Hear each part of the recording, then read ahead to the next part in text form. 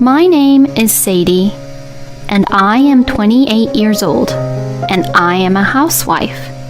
I have been working for the company where I have been working all my life, but I quit the company once I found out that I got pregnant. But the year our daughter Nicole was born, my husband, Kevin, said that he was going to work as a freelancer and left the company where he has been working at. I asked him repeatedly if he had any proper income by doing the work as a freelancer. But every time I asked him, he kept on assuring me by saying, "Oh, don't worry, working as a freelance is much better than being an unrewarding company employee." And with that, he began working from home. At first, it seems that my husband's work was going well, as he was receiving jobs from multiple clients.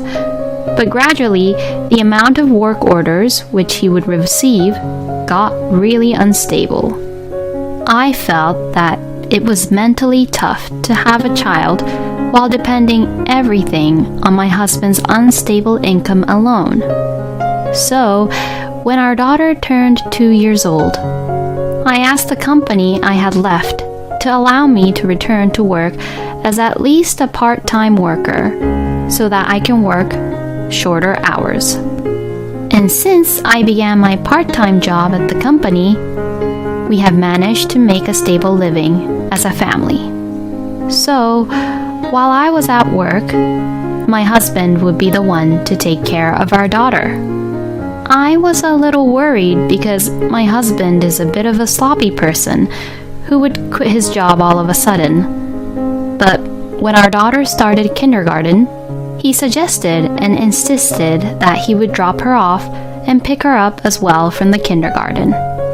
Well, there is no rule that the wife should necessarily always be the one to always do the house chores, take care of the house, or take care of the child. So, like this, I convinced myself that there are many married couples with this style of marriage nowadays. But then, something feels a little off with my husband lately.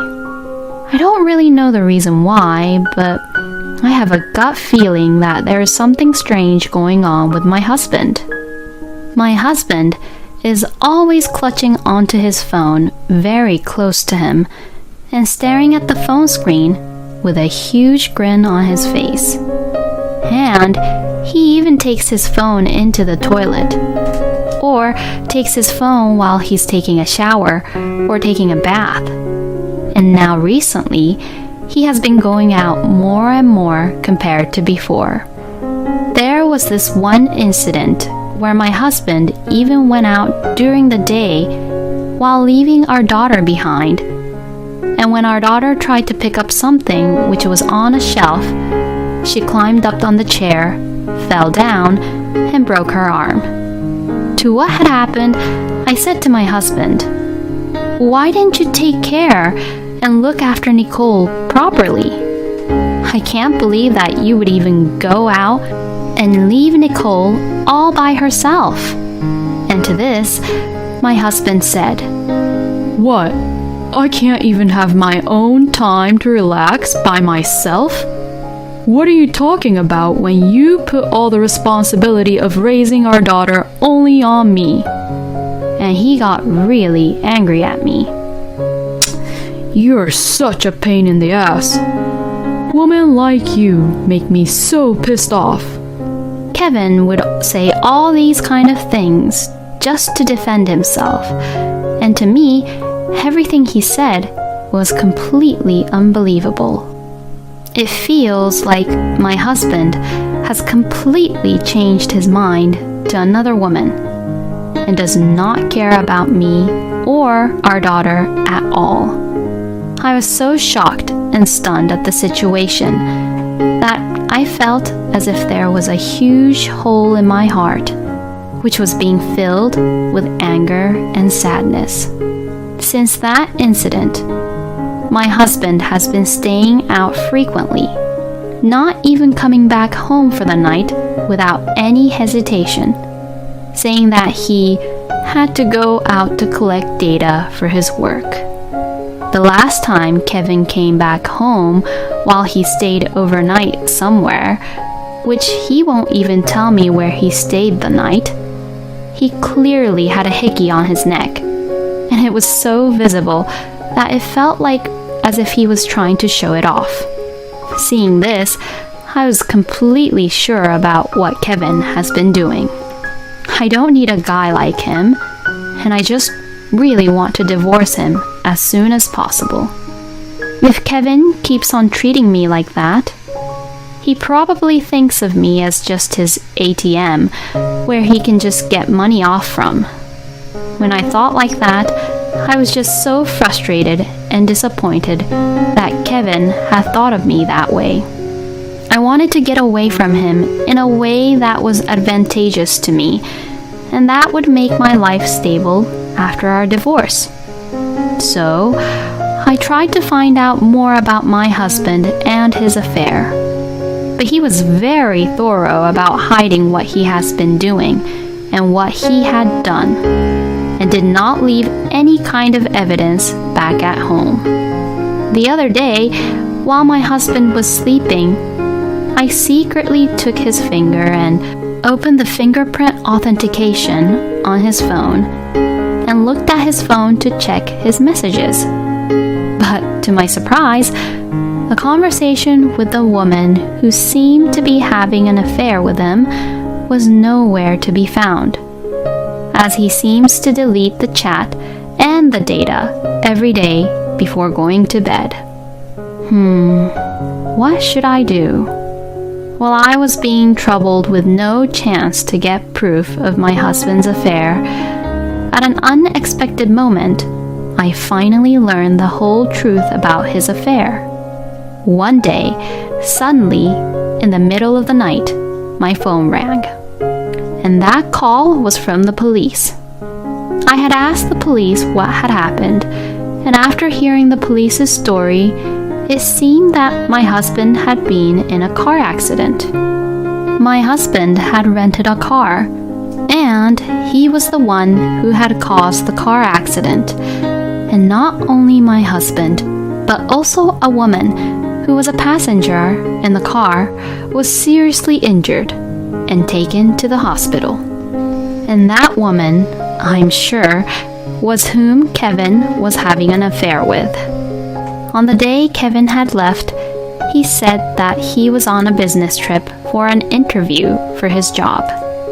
But the truth was that Kevin was actually on a trip with the woman who he was cheating on me with. I almost went hysterical with anger, but I managed to calm myself down. Called my parents, asked them to take care of our daughter, and hurried to the hospital where Kevin and his mistress was. The receptionist at the hospital told me that neither Kevin nor the woman were both in life-threatening condition, which was a relief. But according to the doctor who was in charge of Kevin and the mistress, had told me that there was a possibility that my husband would not be able to walk and use his legs permanently due to the impact of the accident. And even if he recovered from his injuries, he would probably have to live his life in a wheelchair. I also asked about the condition of the woman who was in the car with Kevin.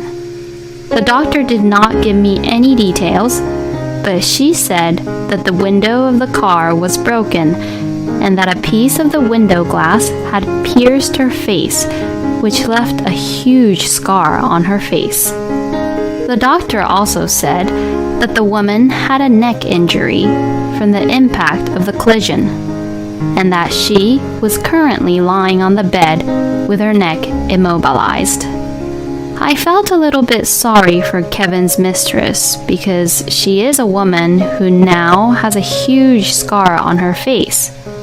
But at the same time, I felt in my heart that that is what she deserves, since she got karma. When I entered the hospital room, which was a 2-person room, I saw Kevin and the woman who appeared to be his mistress sleeping on the bed side by side. The nurse said that normally men and women would have separate rooms, but this was the only room available for now, which is why they were both put in the same room, because they were riding in the same car. I stood in front of the woman and looked at her face. Oh, I think I have seen her somewhere before, maybe. Then, as I thought to myself, I had realized that this woman is our daughter's kindergarten teacher. So, in other words, my husband was having an affair with the kindergarten teacher. No wonder my husband insisted at that time that he would be the one to take our daughter to and from kindergarten every day, which was pretty unusual of him to even suggest. And now that I think about it, Kevin had also insisted on going to parent-teacher conferences. And so, like this, everything made all sense to me now. My husband seemed to wake up and noticed that I was there and said, "Oh," in a quiet voice.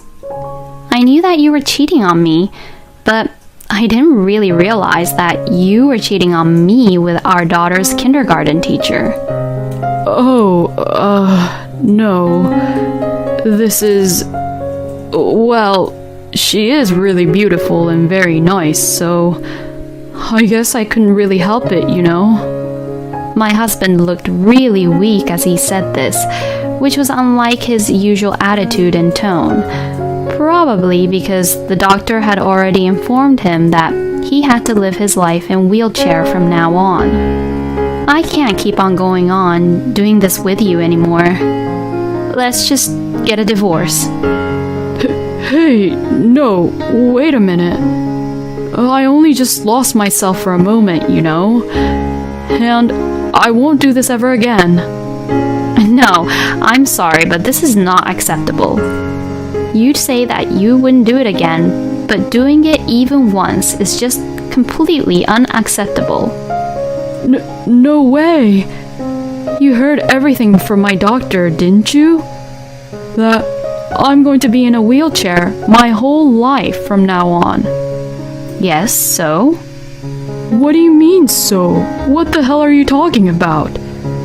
You should at least take care of me. And why should I even do that for you?